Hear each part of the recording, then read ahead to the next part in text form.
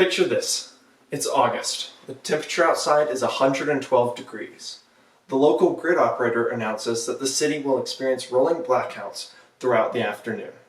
Traffic lights stop working, people sit in their homes in dangerous heat with no air conditioning, and grocery stores throw out thousands of dollars of spoiled food because their refrigerator units cannot stay cold long enough to protect their products. We are told this is the new normal. But we should not accept that. We should not normalize preventable energy poverty in the richest, most technologically advanced country in the history of the world. What makes this even more frustrating is we already have technology to prevent this. We already have safe, clean, reliable energy source capable of powering entire cities 24 hours a day in all weather conditions for years at a time without producing carbon emissions. That technology exists right now. It's nuclear energy. The only reason we are facing energy instability is not because of physics or inability or lack of innovation.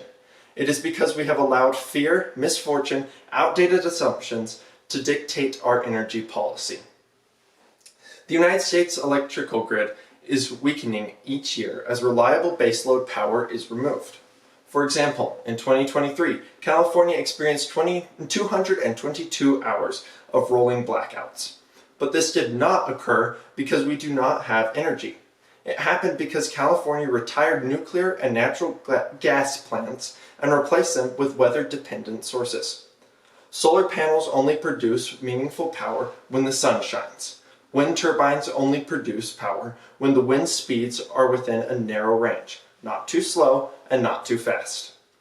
According to the National Renewable Energy Laboratory, solar generation at night drops as low as 5% of rated output, and cloud cover can reduce generation dramatically even during the daytime.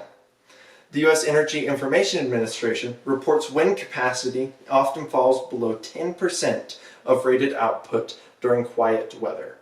This creates instability, and instability requires backup. Those backups are almost always fossil fuels. So the idea that solar and wind makes us clean is incomplete, because without nuclear or hydro providing a stable baseline, solar and wind forces us to rely on fossil fuel plants to fill the gaps. And if we retire nuclear, we actually increase emissions. A comprehensive peer-reviewed study published in Energy Policy in 2022 confirms that nuclear energy has the lowest carbon emissions of all major energy sources, even lower than wind and solar. Another major source of fear around nuclear is safety, but this fear is not supported by data. According to The Lancet, one of the highest ranked medical journals in the world, nuclear has the fewest deaths per terawatt hour of electricity generated of any major energy source, including wind and solar, as you can see in the example below. So the belief that nuclear is deadly is not supported by scientific evidence. In fact, the data shows nuclear is the safest form of large-scale energy humanity has ever built. Meanwhile, solar and wind have their own serious drawbacks that are rarely discussed. First, the land use. A PNAS-reviewed study shows wind energy requires up to 400 times more land per unit of energy than nuclear power. Second is waste. Wind turbine blades cannot be recycled easily. Thousands of them are already being buried in the nation's landfills. Solar panels contain cadmium, lead, and other toxic heavy metals, and the International Renewable Energy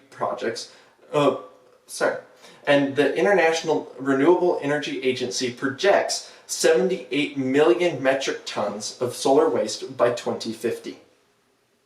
Nuclear waste, by contrast, is small in volume and contained.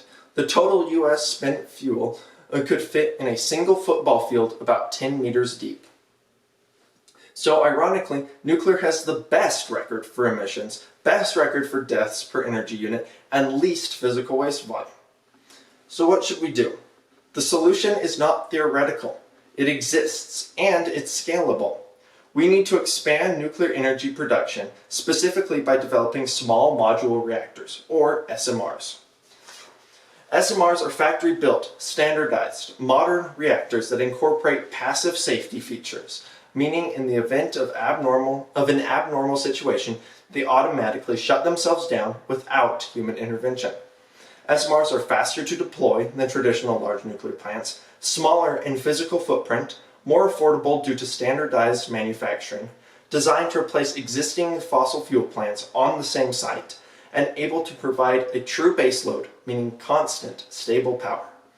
With nuclear, we can have 24/7 energy, American energy independence, low emissions without higher electricity bills, and resilience against extreme weather events. Imagine two futures. Future 1. Blackouts become routine. Food prices rise, distribution slows, and spoilages increase. Factories relocate overseas because they cannot rely on the US grid. Electricity bills go up because demand outpaces supply. People suffer preventable consequences of energy instability. Or Future 2. We choose nuclear. The power grid remains stable. Cooling works during heat waves. Electricity prices fall because energy is plentiful and consistent. Factories remain in the United States because they can count on reliable power.